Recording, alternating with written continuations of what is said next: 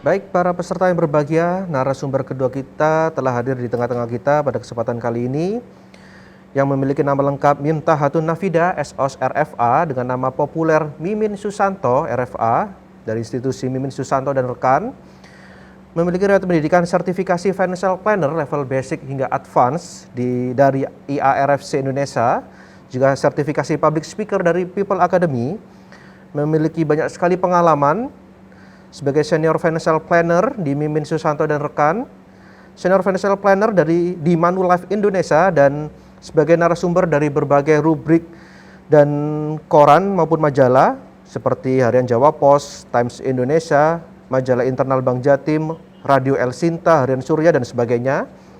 Memiliki banyak sekali existing client, mulai PT Terminal Peti Kemas, Bank BNI, PT Manulife Asset Management, Kimia Farma, Semen Indonesia, Universitas Brawijaya, Petrokimia Gresik, dan sebagainya. Beliau juga mendapatkan penghargaan sebagai The Most Active Female Financial Planner on Printed Local Media dari APERKI, Asosiasi Perencana Keuangan Indonesia. Mari kita sambut yang meriah Ibu Mimin Susanto.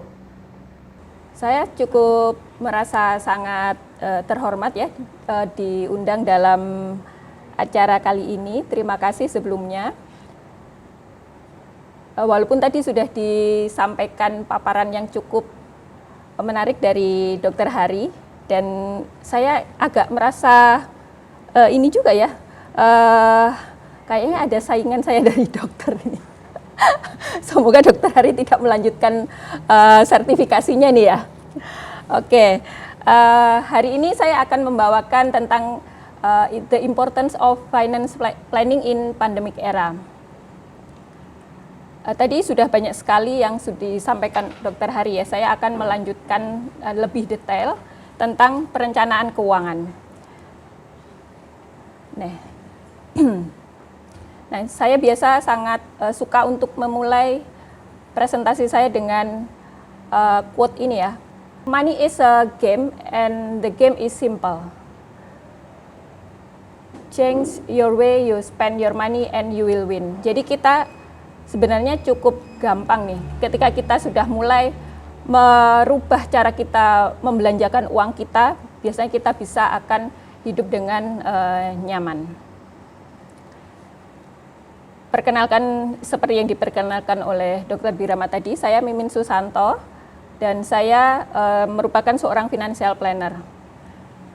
Financial planner mungkin sebuah profesi yang kurang populer dan belum populer sama sekali. Cuman ketika pandemik ini datang, ternyata profesi financial planner cukup banyak dicari oleh media, bahkan klien-klien juga cukup banyak yang mencari. Perusahaan-perusahaan banyak menghubungi para financial planner untuk memberikan edukasi.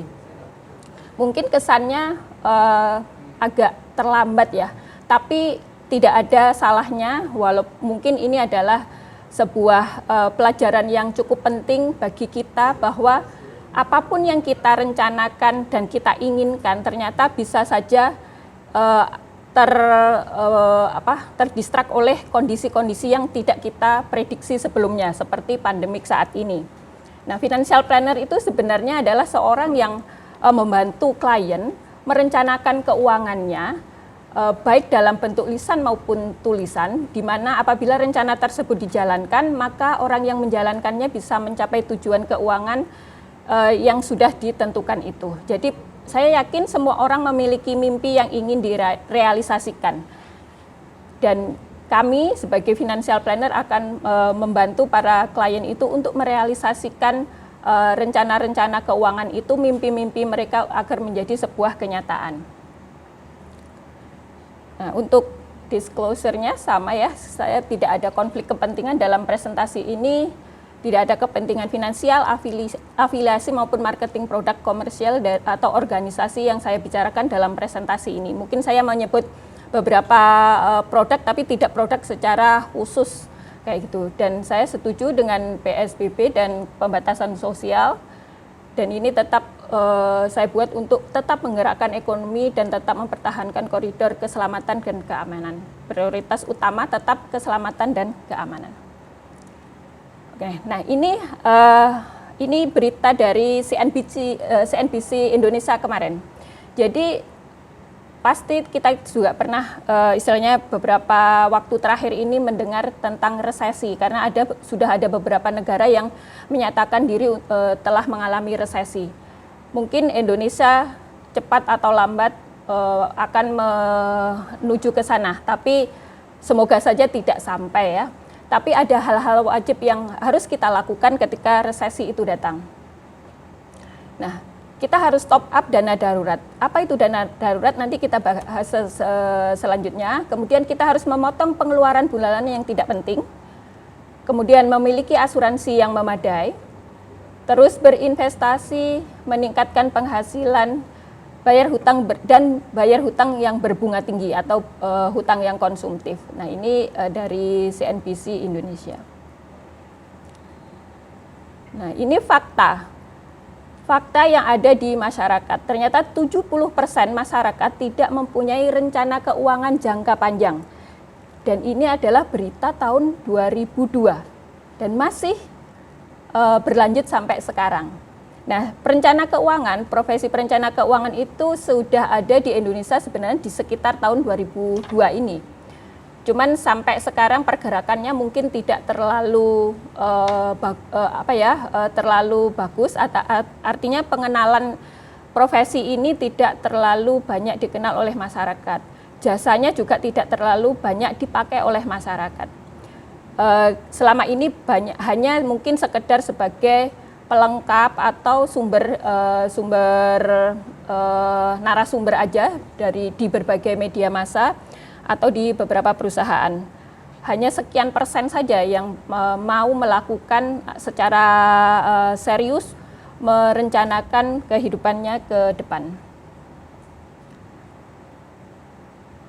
Yang perlu kita sadari selama ini bahwa kita ini hidup selama 28 hari atau setara dengan usia 80 tahun ya.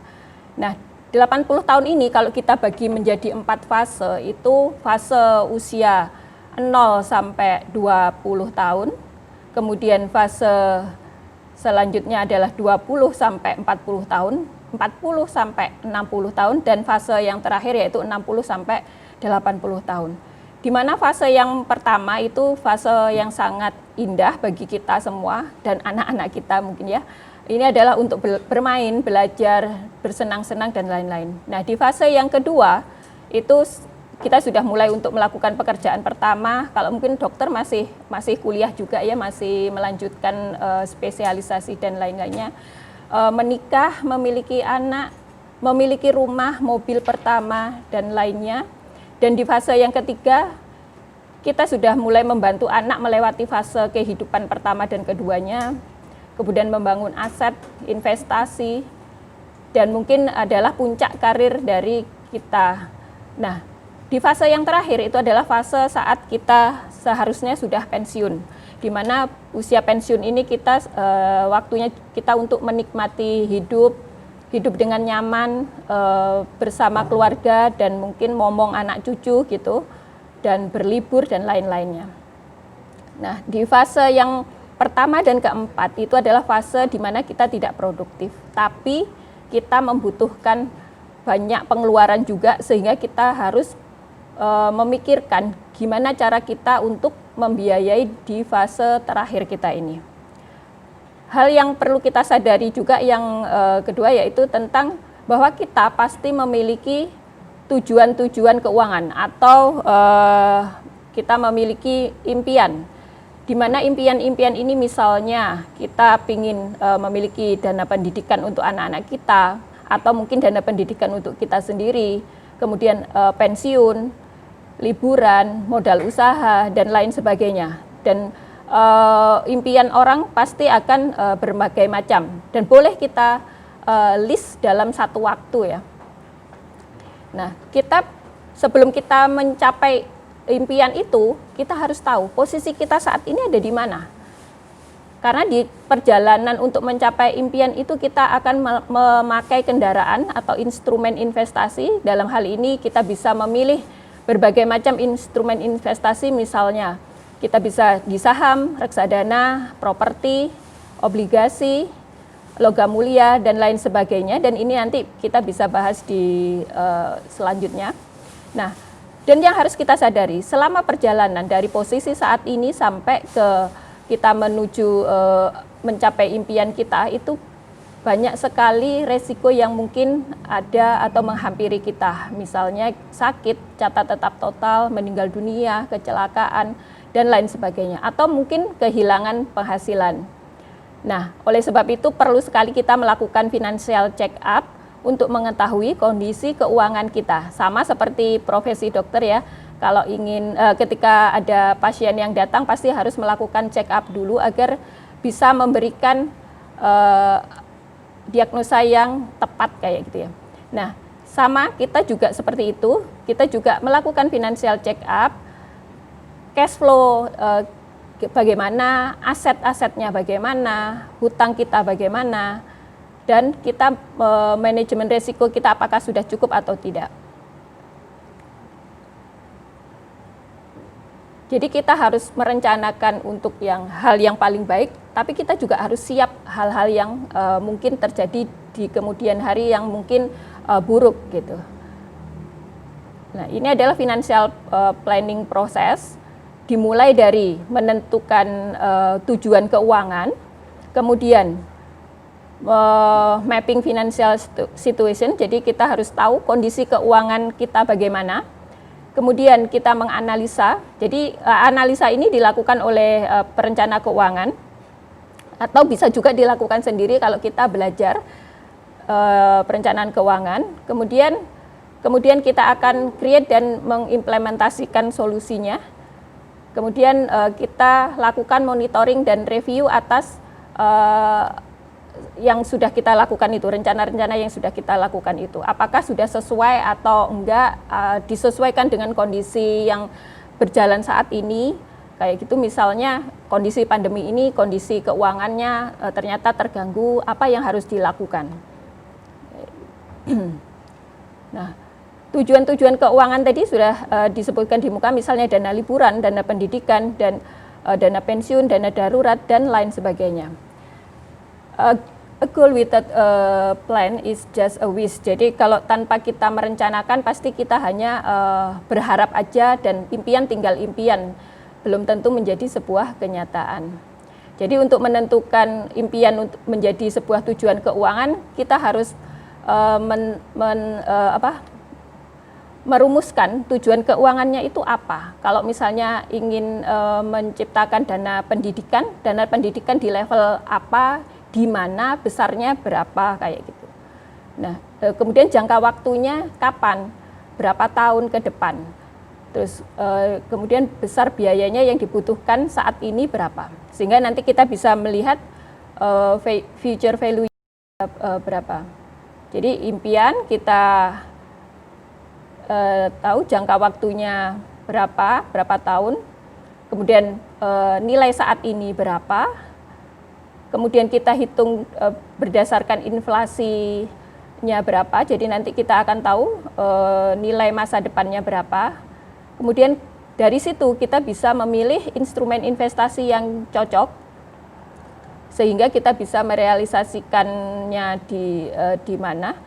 Dan dari situ juga kita tahu kira-kira cicilan dana investasi yang diperlukan untuk merealisasikan itu berapa. Misalnya contoh kayak gini. Tadi sebenarnya juga sudah dicontohkan Dokter Hari ya. Ini contoh misalnya dana liburan butuh misalnya tahun depan, karena mungkin sekarang sudah merasa bosen banget ya, karena di rumah terus belum bisa keluar-keluar. Jadi dana liburan ini dimasukkan menjadi goal untuk 1 tahun ke depan, dengan harapan 1 tahun ke depan kondisinya sudah membaik. Misalnya nilai saat sekarang itu yang dibutuhkan adalah 25 juta, maka dengan inflasi misalnya 8%, maka ditemukan 27 juta nanti tahun depan. Kita bisa meletakkan dana, kita mencicilnya itu di mana, karena jangka waktunya hanya 1 tahun, maka kita hanya bisa menaruh uang kita itu di tabungan atau di reksadana pasar uang, dan besarnya langsung dibagi aja 12, misalnya 2.250.000. Terus kemudian misalnya kita ingin menentukan dana pensiun. Karena dana pensiun ini cukup lama, misalnya saat sekarang usianya masih di kisaran angka 30 tahunan. Nah, jangka waktunya berarti cukup panjang, yaitu 25 tahun. Nah, misal nilai sekarang 20 juta per bulan, ini adalah biaya hidup dikurangi yang lain-lain ya, dianggap biaya hidup untuk 2 orang aja, suami dan istri, per bulan 20 juta per bulan. Maka 25 tahun ke depan 20 juta per bulan ini menjadi 137 juta per bulan, karena dihitung juga inflasinya misalnya rata-rata 8%. Karena jangka waktunya cukup panjang, kita bisa pilih menginvestasikan dana kita di saham atau reksadana saham. Besarnya cukup tidak sampai 5 juta per bulan, yaitu 4.750.000. Ini dengan asumsi proyeksi sekitar return 20-an% per tahun ya. Nah, penting banget tadi kan kita harus melakukan financial check up sebelum kita melakukan atau merealisasikan impian-impian kita. Nah, financial check up ini kita bisa lakukan beberapa langkah, tapi kalau secara detail sebenarnya ada list yang harus diisi, kemudian nanti akan dianalisa oleh financial planner. Nah, ini untuk secara gampangnya ini ada 6 langkah untuk melakukan financial check up, yaitu kita coba cek income kita dari mana aja. Kita dapat income atau penghasilan itu dari mana saja, misalnya dari gaji dari perusahaan, atau misalnya ada untuk dari praktek atau dari mana. Kita lihat income kita ini ada berapa. Mungkin ada juga penghasilan dari bunga deposito, atau mungkin juga dari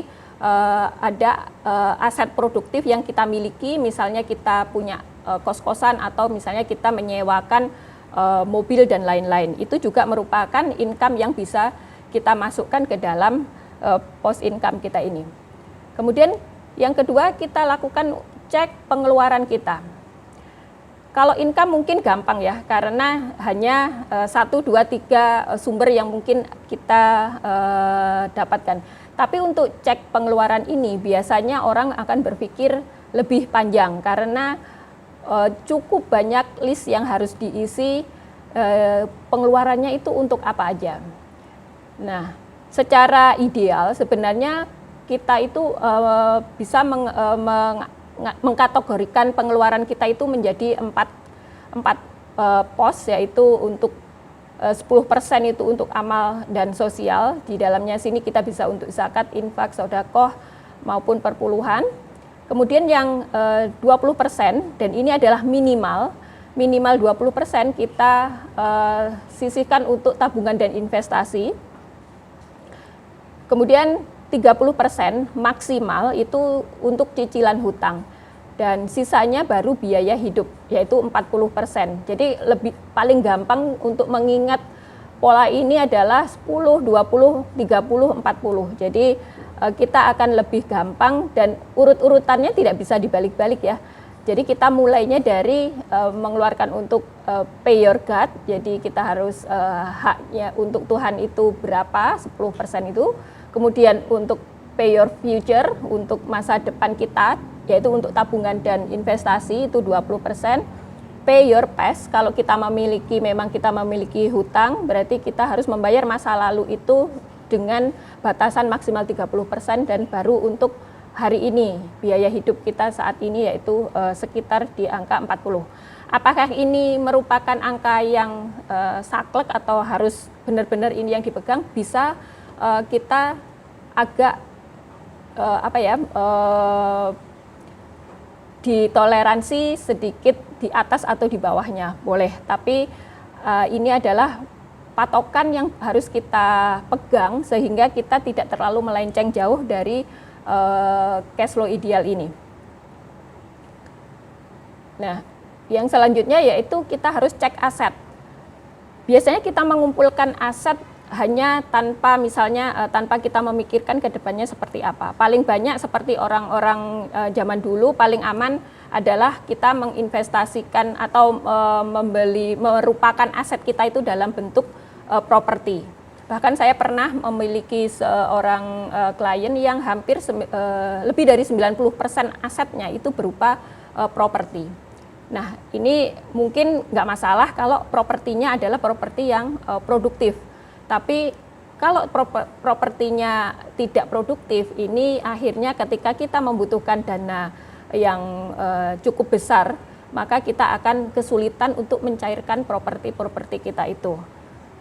Nah, alokasi aset yang ideal itu untuk aset lancar. Aset lancar ini adalah aset-aset yang gampang kita cairkan saat kita ingin menggunakannya, misalnya tabungan, deposito, reksadana pasar uang, logam mulia, dan lainnya itu adalah sekitar di angka 20% dari total aset kita.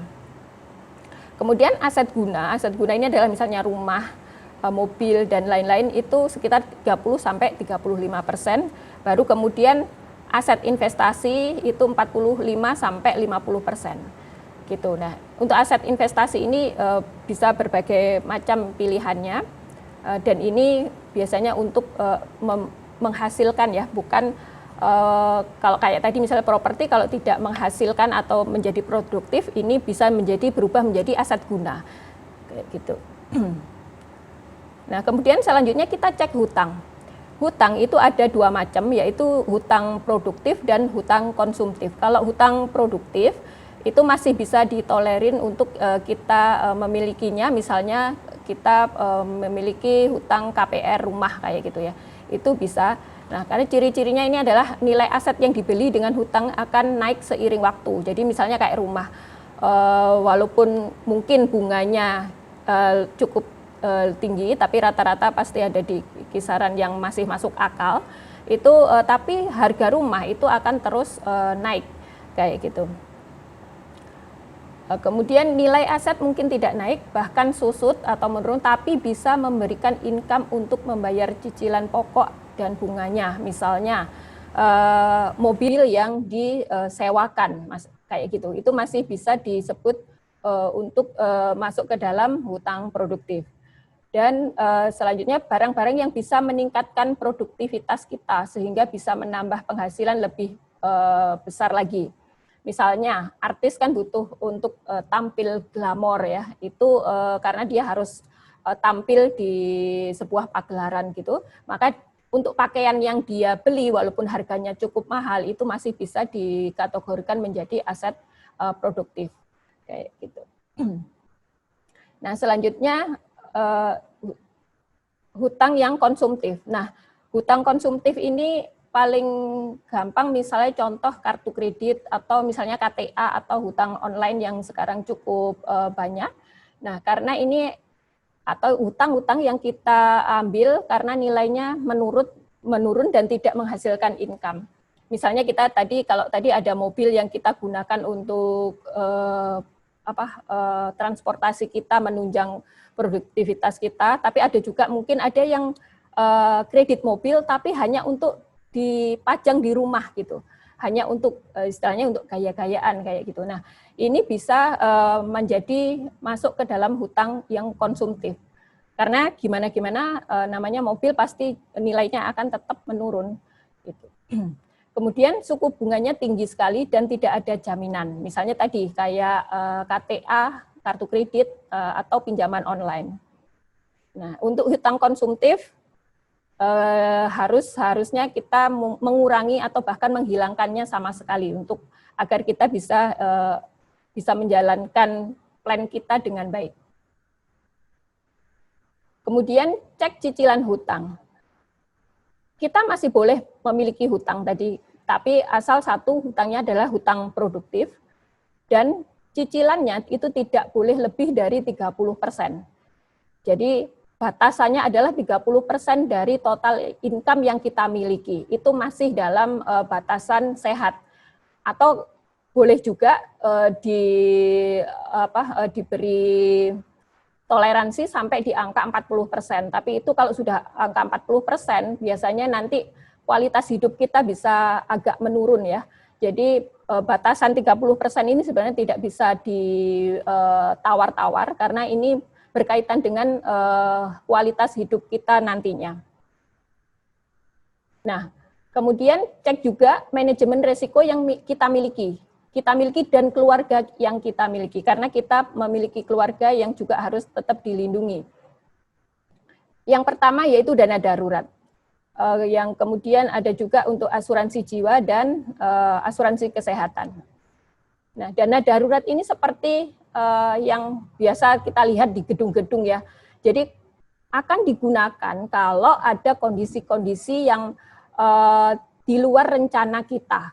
Nah, jadi kita bisa menggunakan dana darurat ini untuk membiayai hal-hal yang di luar rencana atau kejadian-kejadian yang di luar prediksi kita. Misalnya ada yang sakit, ada yang kecelakaan, ada kebanjiran, tiba-tiba mobil mengalami tabrakan atau rusak, dan lain sebagainya. Khususnya kayak kondisi saat ini, dana darurat sangat diperlukan karena banyak sekali yang mengalami penurunan penghasilan sehingga untuk bertahan hidup akhirnya mengandalkan dari dana darurat. Dulu mungkin orang ketika diingatkan tentang dana darurat itu agak menyepelekan ya, karena kondisinya masih oke-oke aja, masih baik-baik aja. Tapi begitu kondisi sekarang ternyata tidak juga segera membaik, maka dana darurat ini sangat-sangat penting untuk kita miliki.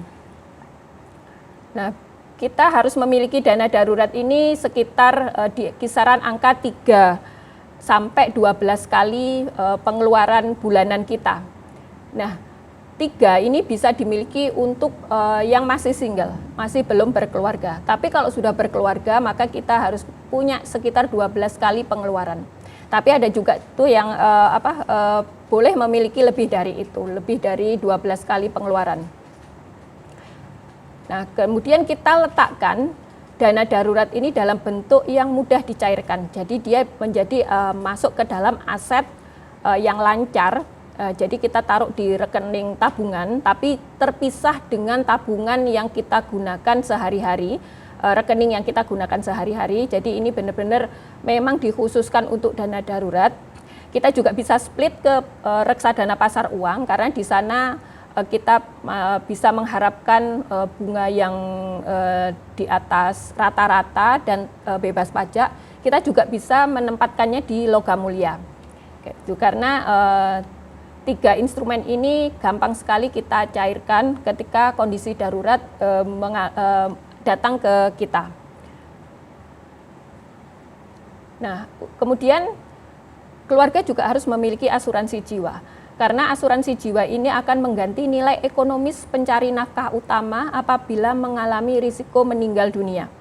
Jadi nilai ekonomis yang ada di sini itu adalah nanti akan membentuk sebuah uang pertanggungan kalau di asuransi jiwa.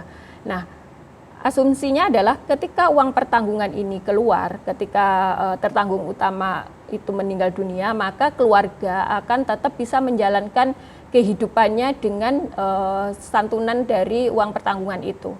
Bisa diletakkan misalnya di deposito sehingga setiap bulan keluarga akan bisa bertahan hidup dari bunga yang dihasilkan dari situ, atau misalnya bertahan untuk sekian tahun ke depan sehingga mereka bisa sampai mereka bisa mandiri.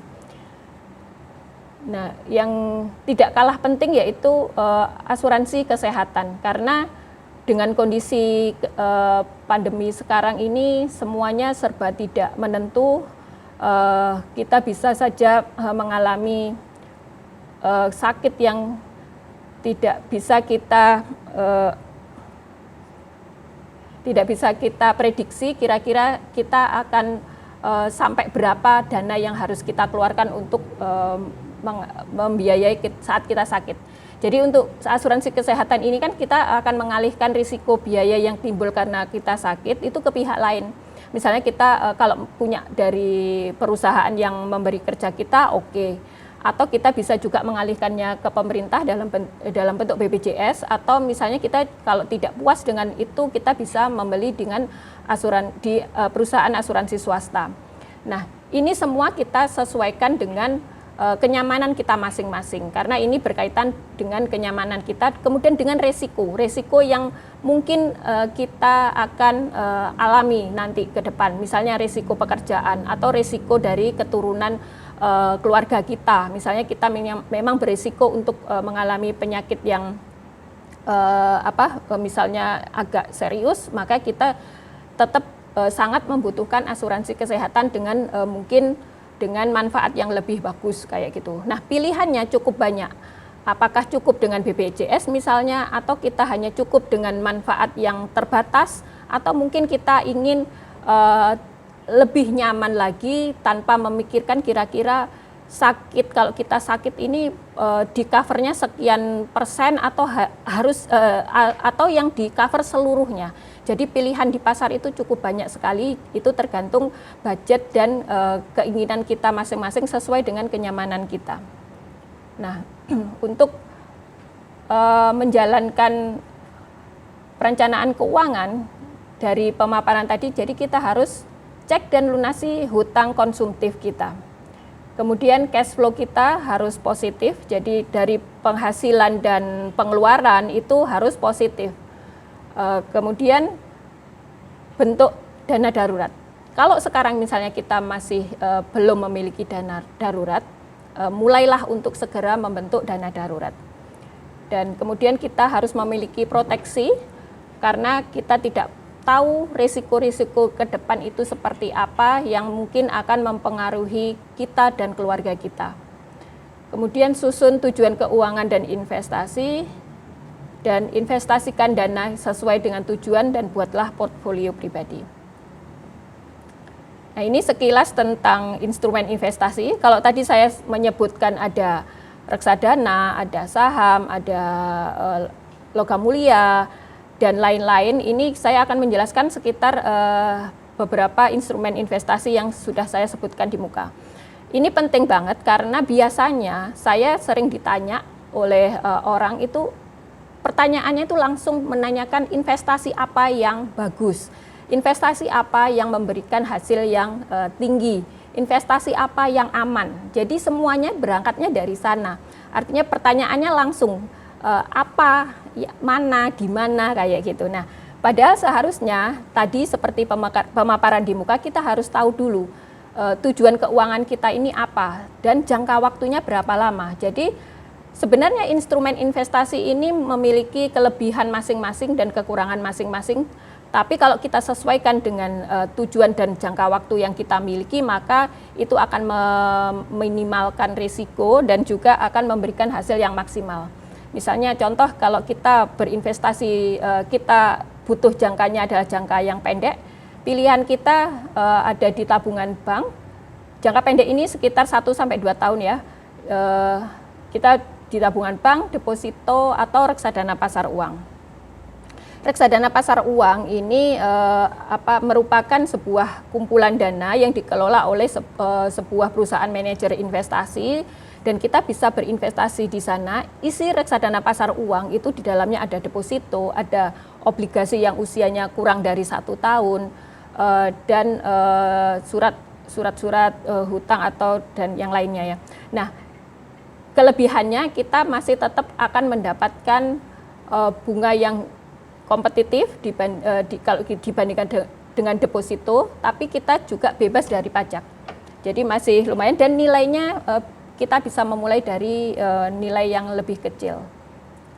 Nah, kemudian kalau jangka kita adalah jangka menengah, jangka menengah ini adalah 3-5 tahun, kita bisa pilih obligasi. Obligasi ini adalah surat hutang yang dikeluarkan oleh pemerintah maupun perusahaan.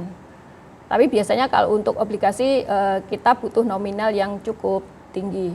Kemudian ada reksadana pendapatan tetap. Nah, kalau reksadana pendapatan tetap ini sebenarnya isinya adalah obligasi. Cuman kita bisa berinvestasi, memasukkan dana kita tidak sebesar misalnya kalau kita membeli obligasi. Kayak gitu.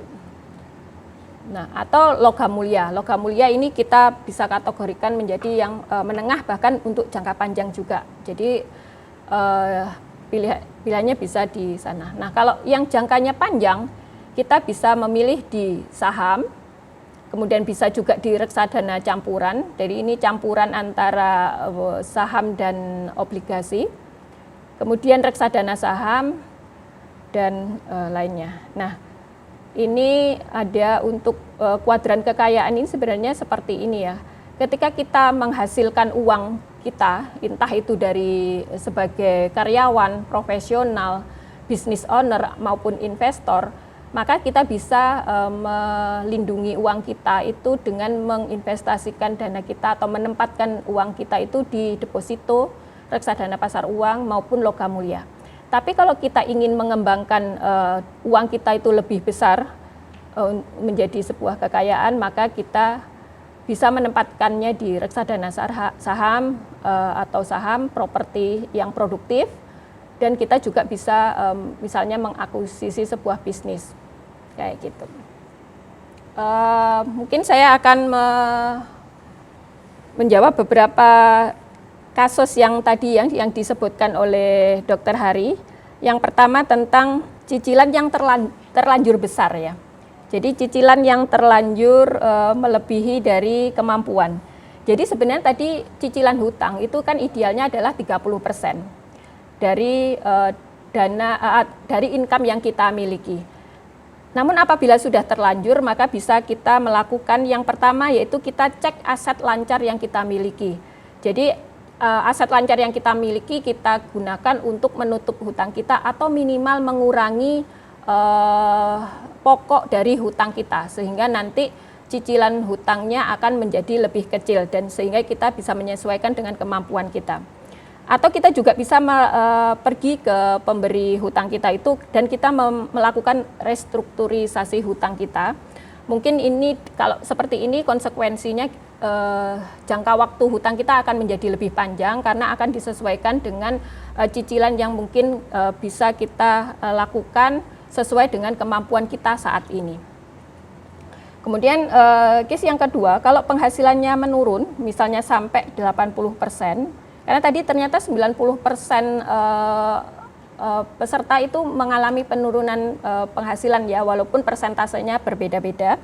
Nah, apabila kita mengalami penurunan income, tapi pengeluaran kita tetap atau bahkan mungkin lebih naik lagi, maka yang harus kita lakukan adalah melakukan adjustment atau penyesuaian atas pengeluaran yang kita miliki. Nah, jadi dari pengeluaran kita cek satu persatu, kita lihat apakah ada yang bisa kita hemat atau kita kurangi, atau bahkan mungkin ada yang bisa kita hilangkan sama sekali. Nah, kemudian kita juga bisa menggunakan dana darurat yang kita miliki. Jadi dana darurat yang kita sudah miliki, kalau yang sudah punya dana darurat ya, kita bisa ambil untuk menutupi kekurangan income kita selama ini kayak gitu. Dan tapi kalau misalnya belum memiliki dana darurat atau yang tidak dikhususkan untuk dana darurat, mungkin kita masih memiliki aset yang bisa kita cairkan, yang bisa kita gunakan untuk sementara menutupi kekurangan dari income kita. Nah, case yang ketiga yaitu income banyak tapi tidak bisa untuk menabung. Nah, dari pola pengeluaran yang sudah saya paparkan di depan tadi, sebenarnya yang bisa kita lakukan adalah kita merubah mindset kita dalam membelanjakan uang kita. Kalau selama ini kita membelanjakan uang kita itu kita dulukan untuk biaya hidup dan lain-lain, maka kita rubah. Kita mulai dari pola 10, 20, 30, 40 tadi. Jadi kita mulai dari untuk zakat, infak, sedekah, perpuluhan dan lain-lain itu 10%, kemudian 20% minimal dari income kita sisihkan untuk kita sisihkan untuk menabung dan investasi. Dan selanjutnya baru terakhir kita untuk biaya hidup kita. Nah, kemudian, nah itu tadi.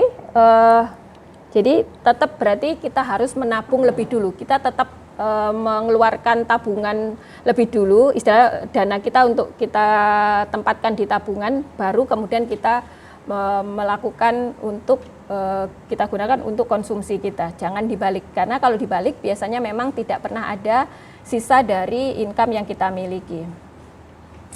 Kemudian case yang keempat, income banyak, ada sisa, tapi bingung mau menginvestasikan di mana. Nah, jadi sebelum kita menginvestasikan uang kita kemana, karena masih ada uang yang banyak dari income kita, nah, kita tetap harus menentukan kita ini mau berinvestasi itu tujuannya apa. Jadi kita maunya apa sih? Impian yang ingin kita realisasikan apa? Nah, kalau tanpa kita berangkat dari sana, biasanya nanti kita tidak fokus, kita meletakkan atau menginvestasikan dana kita di mana, nanti ujung-ujungnya biasanya kita terjebak di investasi bodong.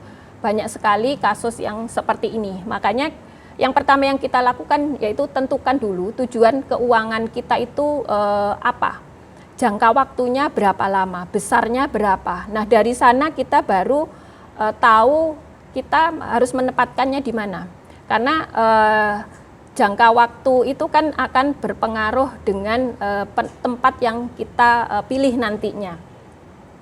Nah, dan setelah itu kan kita hitung secara detail berapa dana yang diperlukan untuk menempatkan di sana.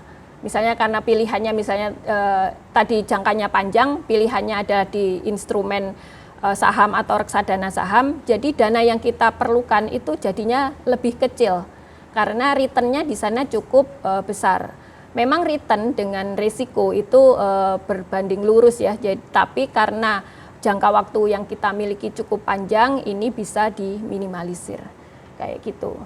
Nah, untuk selanjutnya terbuka untuk pertanyaan, Dr. Birama, silahkan. Baik, terima kasih Bu Mimin Susanto, pemaparan yang sangat luar biasa sekali.